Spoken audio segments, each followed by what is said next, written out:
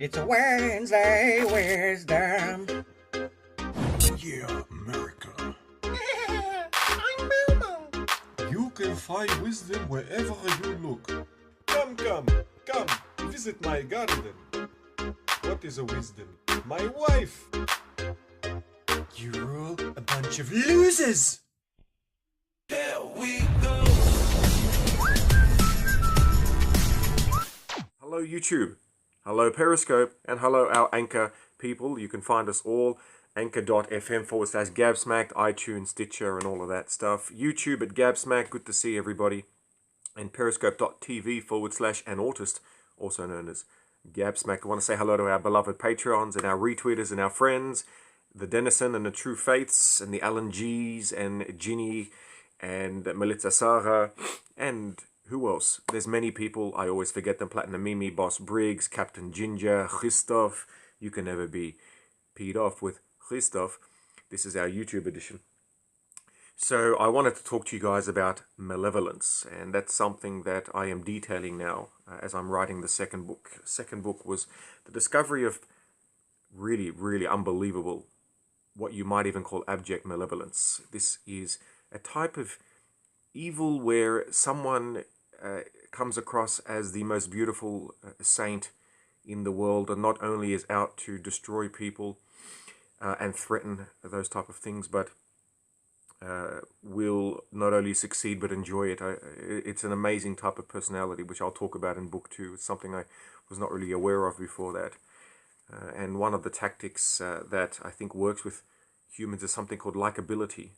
Very interesting type of things that we'll talk about. But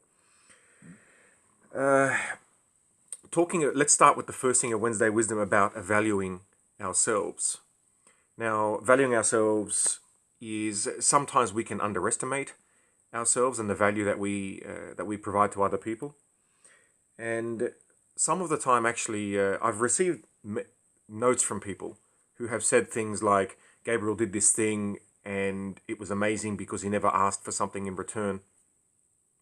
Now, that type of thing some people remember, and I don't even remember because I was not conscious of not asking them for something. So, someone here might have walked down the street and seen someone in trouble, and you help them without thinking that you're doing something out of the norm. You just see someone who needs help and you move on. But that person might say, for example, that Richard or True Faith or Gabriel helped that person, helped me, and never asked me for anything back, and so I'm grateful to them. So they notice that as an item, but the person giving that help doesn't notice it because they're not valuing it. They're not remembering that they're going out of their way. They're just doing what seems to be right at the time. And when you live a life in that way, you can actually end up underestimating and undervaluing yourself because you're aware of the mistakes you make and the negatives that you, I guess, feel of yourself. But you don't remember the positives that you're providing people because it happened for you being you, as opposed to you going out of your way to say, remember I did this for you, that type of thing. And that was one of the things that allowed me to get to this age and be shocked at the 28 or 29 letters I've received from people mentioning innocuous little episodes of their interactions with me that I don't even remember. And they say that, Gabriel, for example, gave me this thing and he never asked for anything in return. And in my mind, I don't even remember not going out of my way to not ask, if that makes any sense. Because I just thought, here's something, you give it. You're not trying to be good. You're not trying to go out of your way to remember that you did something great. You just did what seemed normal at the time or the appropriate thing to do.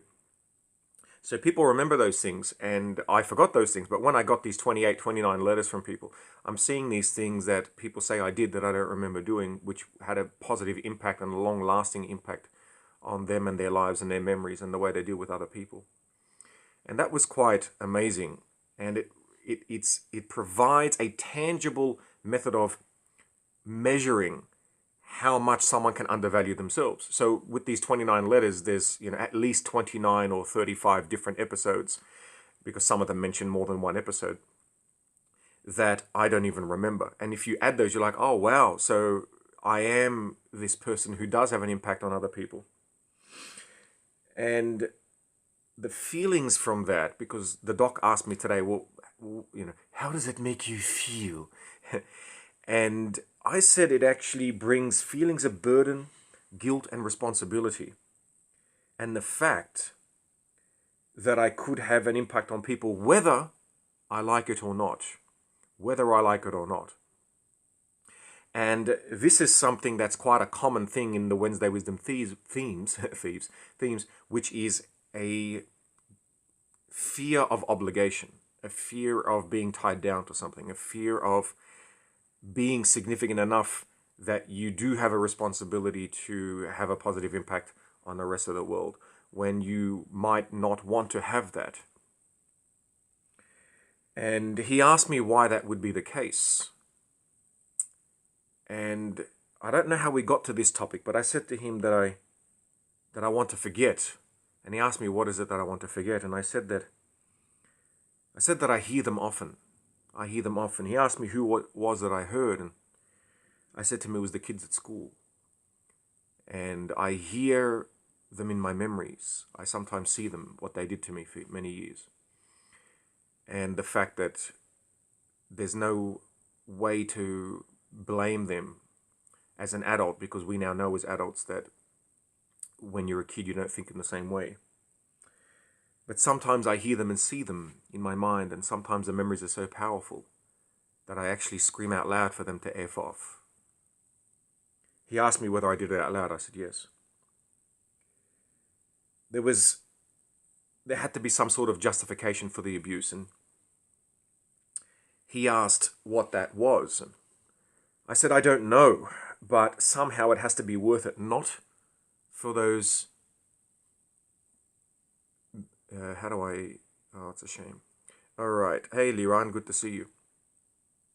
So I said not for the memories to disappear, but for them to be justified with some sort of outcome on the other side that was positive. And there comes in the obligation. There's some sort of obligation that my mind feels that it has to counteract the memories with some sort of achievement that makes a huge impact on other people. And there's also a fear of that because it's an immense responsibility. And there's also a desire to not have that responsibility and to, say, be what someone else at 37 would be, which would be, say, what you picture someone at 37 to be, which would be a functioning member of society that doesn't have to struggle and negotiate with society via social interactions on a daily basis. The fact that I went with my parents actually to visit a cousin of mine, and you'll notice on Instagram they had some religious icons which I took a photo of. I'm fascinated in those type of things and how people read them, etc. And they asked me, my family asked me, how was it hanging out with your cousins? I said that I didn't really understand the benefit of meeting with people. I said I find it quite inefficient and impractical, and it sort of gets in the way of me doing mathematics and languages and anything else that I find that has a point. And my parents said, well, it's sort of like everyone talks with everyone because you don't know when you're going to need someone or they're going to need you. And I said that sort of sounds like an insurance policy. So maybe regular humans are talking to other humans, Dr. Samira, so that they have some sort of insurance. So if they need something, they don't know which person, Boss Briggs, is the one that's going to be the one who's going to help them. And my parents said, well, that's a bit, it's a bit cold the way to look at it. And I said, yeah, it's sort of a transactional way of looking at it, but I'm trying to understand logically in my head why people do these things. Because they said, look, your cousin cares about you. They said, not to the degree that your family does, but they still care about you. And I said, look, I get that they care about me. I believe you when you say that, Scott. But I don't understand how that benefits me or justifies why I'm losing 3 or 4 hours of my night to go and sit with someone. I don't understand. Like, if I can help them, great. If I can't, I can't. I don't get why I have to sit there and talk to them about my case that's going on, which is quite depressing for me to talk about. And, the family say to me, well, look, they listen to you and they understand, because there's a lot of gossip around the Middle Eastern community about hearsay, about, who I really am, which a lot of it's not true, but I don't actually really care.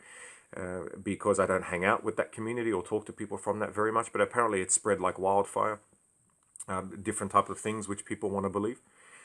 and they said, your cousin's different. Your cousin knows you. They know that, you don't think that way, and they know that it's all bullshit. And I said, okay, that's great. I really appreciate that. But like, why do I care? Like, how does it benefit me if they know or they believe or they don't? Like, I don't get what it does for me. And they said, it's just good to have someone to talk to when we're not around. And I thought that, I don't think it's that good to have someone to talk to. I don't get it. Like, I'm talking out of ignorance, naivety. I don't really understand that effort that people put in to actually spend time with each other, which is quite fascinating. So I was talking to the doc today, and it was one of the low periods. It's when nihilism takes over sometimes. And I described to him nihilism as being a cold-blooded blue werewolf, the color of a blue moon. A werewolf with skin that sucks the warmth out of everything near it. That to touch it is to freeze. Even someone who's interesting, I'm not sure. Someone just said that maybe your cousin's not interesting.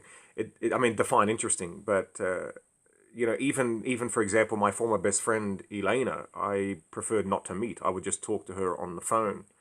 But I just thought going to her place and actually meeting with her in person was impractical. We'd have a lot of discussions about why it was important to meet people face to face, which I just found irritating because it requires a lot of brain effort to map the geometric sequences that each part of their face is making to realize whether they're happy and sad and whether you've crossed a line or said something inappropriate or not. And there's people around and your voice might be too loud.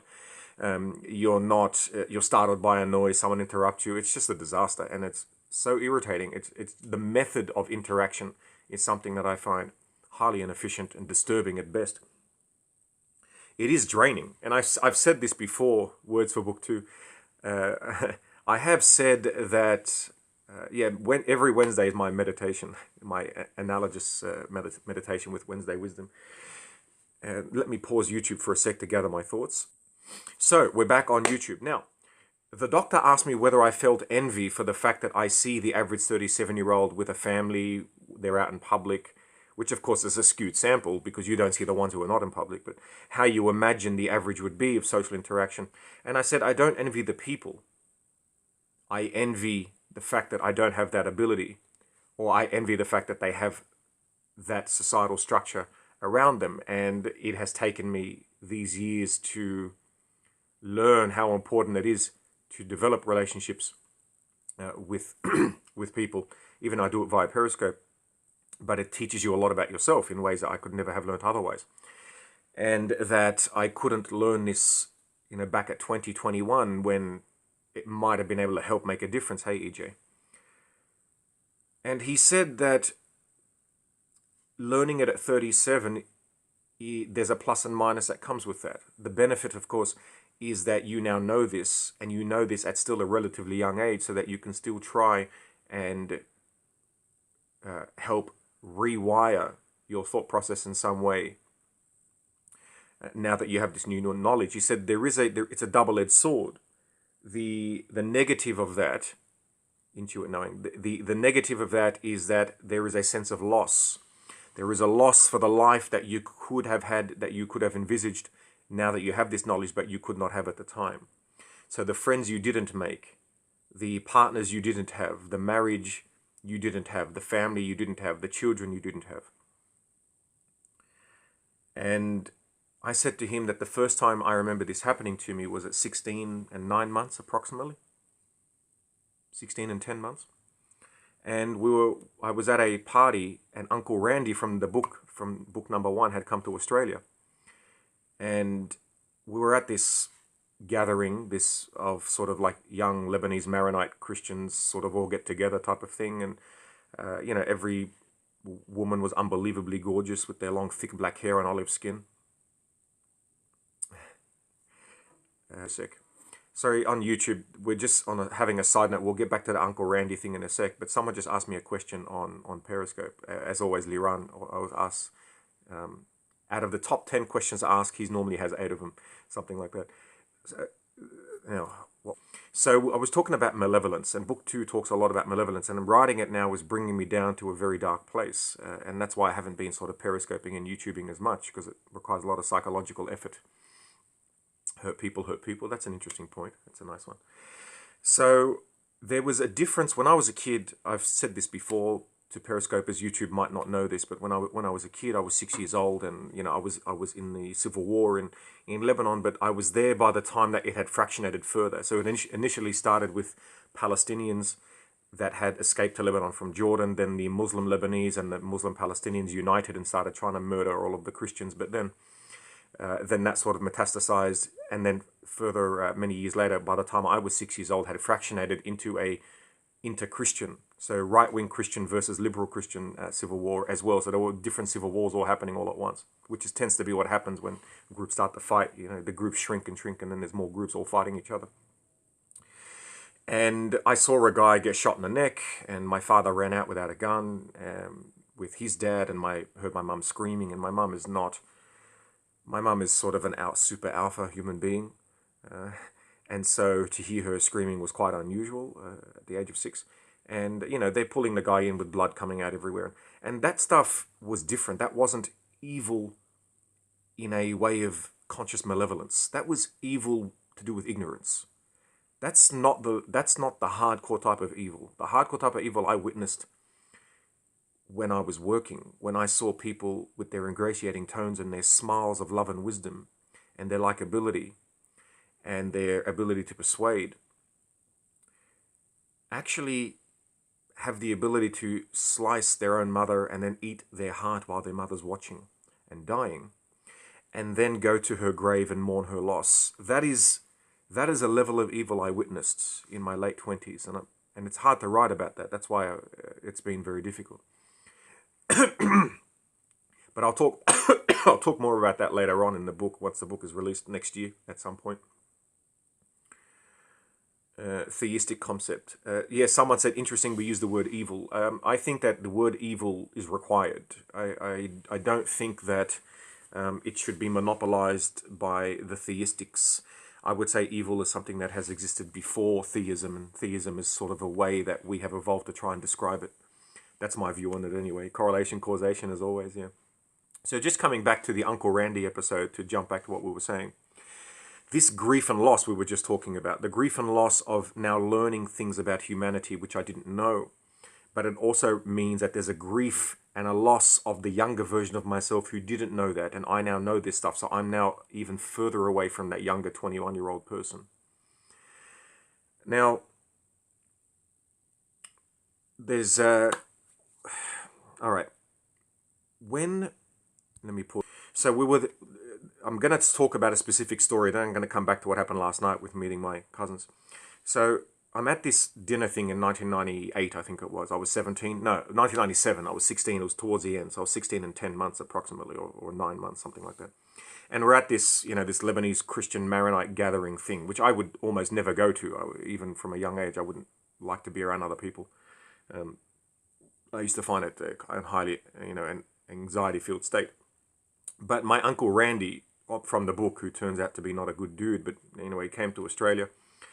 And so that's something that my parents would do, I don't know, to make him feel comfortable or whatever it was. So we go there, and I see the other 16 and 15-year-olds interacting with each other. And I specifically remember being unbelievably miserable at the fact that they had the ability to interact with each other, and I had not. And I felt that it was too late for me, because I had already reached 16 and 9 months, when people had already been making friends from the age of 3, as I wrote about in the first book. And at that point was the first time I had unconsciously felt the grief of loss. And that grief and that loss is what I was talking about with my doc today at 37. Seeing other 37-year-olds, like my cousin he's 41, but roughly 30, 33, 41, whatever it is, got his family, got his children, and that he's actually emotionally capable of being with a partner of close to his age and not live the nightmares of what happened to him growing up, which I still suffer from on a daily basis. Now, why did I bring this up? Well, my cousin is married to someone that I went out on a date with in 1999 when I was 18 and she was 14. Now, it was an innocent date. It was, I didn't know anything. I didn't even know I was on a date, I think, until the end. because towards the end of the date, I said I was going back to Australia next week, and she said, "Don't go, stay here." And she said that in a way that was with an extended stay here, and it lasted longer than what I would expect from people to say, because I have heard that said before. When I was in Lebanon, I heard a lot of people say, "No, don't go, stay." But this one was, "Don't go, stay." And I couldn't process it, but then I thought, oh, hold on a sec, maybe she likes me. Anyway, so that was confirmed later by Adrienne, because I took Adrienne once to a New Year's Eve party at their house, and basically Adrienne was explaining that this girl still longs for you or whatever, or some crap. I mean, I doubt it. It's probably just her paranoia, but it was confirmed that there's some sort of tension or something. Anyway, this girl now has a daughter, and her daughter is about the same age that she was when I went out on this date with her when I was 18. And so that gave me a flashback of seeing this wife when she was that age, and it threw me back immediately to when I was 18, and it was as real as, you know, this room around me right now in my head. And I remembered that here I was at 18, not understanding anything that I know now, and it's not just what the 37-year-old knows, it's what a 21-year-old would know about how to interact with people socially, that I'm only starting to learn in the last year or two. And of course, it's an epiphany to be learning those things, but at the same time, it's also quite grief filled, and it allows one to be grief stricken.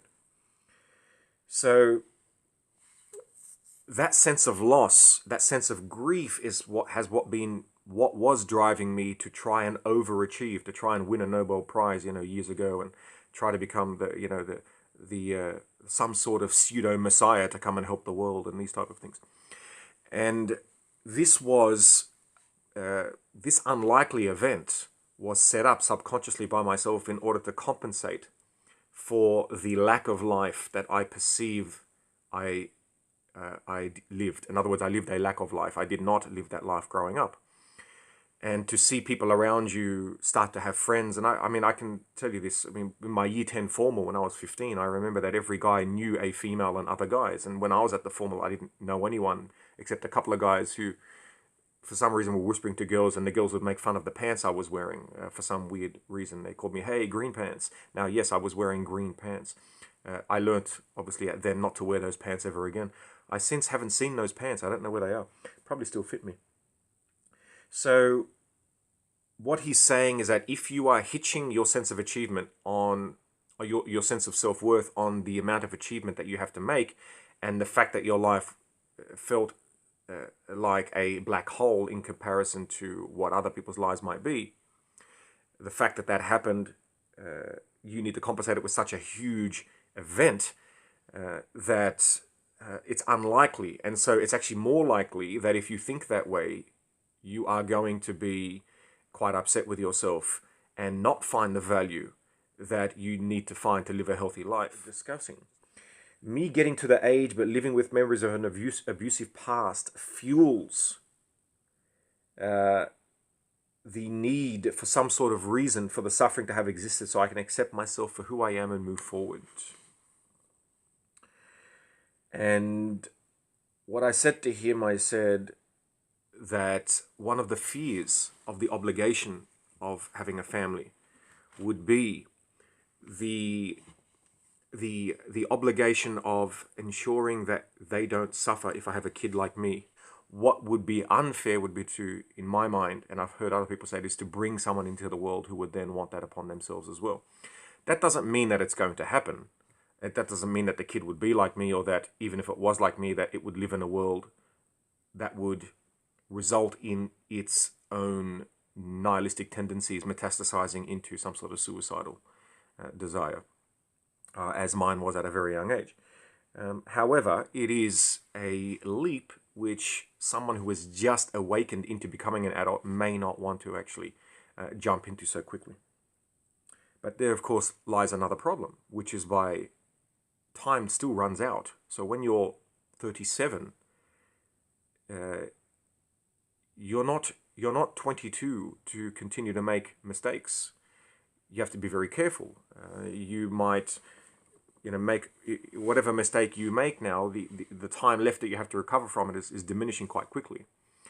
And so it's much more important to be very careful about one's decisions, of course. And that is something that is different between who, it's not too late in that sense, no, but when you're 22, 23, for example, and I would date someone 18, 19, you can go out, you can, you do stupid things like, and I'm not justifying these, but I'm saying you're more relaxed and more comfortable about doing stupid things like jumping on a motorbike at, in the middle of the night and flying down and, at 180 kilometers an hour or 100 miles an hour, 110 miles an hour with some girl on the back and no helmet. I mean, this is what people do and it's all fine. And if so, for now at 37, when you go out with someone who's 22 who wants to do that, you're sort of like a bit of a dad. It's like, well, no, I don't exactly want to do that because my parents are getting older. I might have to take care of them. I need to achieve something in my life. I don't need to lose my license now because that's part of my job. So you start to think of these things and it's like, oh, you're so boring. And so you're more restricted in a way, in the way that you think. It's more responsible, but it's also a little bit more restrictive in the sense that, okay, well, you can't exactly date someone who's not ready to actually think about these things. And so you're limited in that angle as well. But then, someone who might be a bit older is going to have other issues and they might have a family, they might still be in a relationship, etc., etc. So those type of things make it a little bit harder, and you then say, look at these other people who don't know how lucky they have it. But of course, we know on a logical level that no one has a monopoly on suffering. Some people have a monopoly on luck, but that is quite rare because we don't know what happens behind the scenes in people's lives. So these are the logical things we use to compensate for those destructive thoughts that tend to jump in. Now, it does seem so easy for other people. I would say it seems easy for other people. And the seeming is actually exacerbated via social media. I think social media makes it look like, to many people, that people are having better lives than they're actually having. So that compounds the effect, I would say. But in my case, the obvious difficulty with social interaction growing up until very recently, even without social media, can make it look to me, seemingly, that other people have had an easier life. And with respect to their social interactions, they probably have. Now, at the same time, they don't have the abilities I've had, but those abilities come across as a burden. And that's one thing I was talking about with the doc today. I said, it cannot be that I didn't go to any lectures, I think, during my degree except one. And I did the degree in 2 years instead of 3. And I got the highest GPA possible, and I was invited to do the honors research, and the professor just wrote me a letter yesterday about saying that I've excelled in it, and it looks like they're going to be offering me a scholarship to skip a master's and go to a PhD. It can't be that I have these gifts and I'm just supposed to sit back and do nothing about them. Hello, cheap faith. And so this obligation comes back in again. Someone's just asked the question, how does luck work? Luck is a distribution of probability, and probability is a distribution of little variables that belong into a group. And when you have variables that go into a group, you get something called an average, a mean, a standard deviation. And so it looks like there's a common amount of variables amongst people in those groups. But the further away you move from the average, it looks to those people who occupy the average that they are either extra lucky or unlucky. How do you make your own luck? Well, the frame of mind is probably a good way. Wednesday wisdoms are a good way to make your own luck in some way. You can redefine your goals and understand your weaknesses, etc. And that's one of the things that's actually happened. So this has been a breakthrough the last year or so to realize the things that I didn't understand, that I now know I don't understand. That's the difference. I still don't get social interactions. I know that I can behave in certain ways and it gets me certain feedback. But I'm aware that I'm deficient in that section when it comes to intuitively understanding. Whereas I didn't know that I didn't have it before. Luck related to karma. I'm not a believer in karma. Not really a believer in anything. So it's the envy of those who seem to navigate the social world quite easily. What is the main message? Someone just asked, what's the main message the counselor gives you? It comes back to certain, say, I guess the summary would be to think out loud, to try and analyze what it is that we're actually thinking, because thinking requires one to speak out loud, preferably in a safe space where people aren't going to judge them for that section while they're thinking, to get out a cohesive thought process to understand then what to do with it. Keep us playing the lottery. Very nice. Okay, so next. What the doc said is that the grief of having the double-edged sword, the grief of having the double-edged sword, which is where you now know what you didn't know, but with that comes grief of losing that naive person to now become this person who is no longer that person, is entirely valid. He said it's entirely valid to have envy for someone's ability to navigate the social world. It's not that you have envy for them, it's that you have envy for the ability. He said that's actually natural, and it's not necessarily a bad thing. Of course, it can become a bad thing. It's merely a tool. Enlightenment is painful. That's a good one. That's a good one. He said these thoughts and experiences would have led to the development of the freezing beast. The freezing beast sucks warmth from me. It sucks the ability to live. It's a silent werewolf, a dark blue color that lives in a cage that tries to gnaw through the metal bars to get out and take over my mind. And it does that constantly. And yet it's the only thing that's ever kept me company, more than most people. And so it claims to be your friend, whilst also trying to strip you of your soul. And I said to the doctor that I needed to let it out within this room where I was with him today. And if I didn't let him out to roam temporarily among us both, then he might have actually escaped for good. And the doc explained that it was actually important that you do let him out, and he was actually very grateful that I didn't try to suppress it with him, because that's actually a part of me that I have tried to suppress for a very long period of time. Now, he said to me that you might find, as someone with autism, that the question you might ask is, what's the point of interacting if it's not practical? And I thought that's exactly the question that I asked myself. And the doc is glad that I shared that. So, what he said was that this was the first time that this mood was recognized and written down and articulated. And he said that these words underpin the mood. They describe this mood. And it is the first time that I've ever articulated it and written it down, ever. So that was a huge breakthrough that has never occurred ever. You're hearing this for the first time, discussing this blue werewolf of nihilism, which sucks warmth from anything that it passes. It's important to understand that it's there, and to understand the lack of natural social ability that I have witnessed since I was 3 years old in, say, the general populace. And it's okay to accept that you realize that other people have it and that you don't, and that you struggle every single day to try and get a glimpse of that in order to try and at least function to some degree. He said it's important that you document that, exactly, because understanding it, knowing that it's real and not hating it, and learning how to maneuver with it, stops it from taking you over and being enveloped by resentment, which of course, as we know, can turn into abject destruction, and then of course authoritarianism. So this was our Wednesday wisdom for today. It was a much more solemn Wednesday wisdom.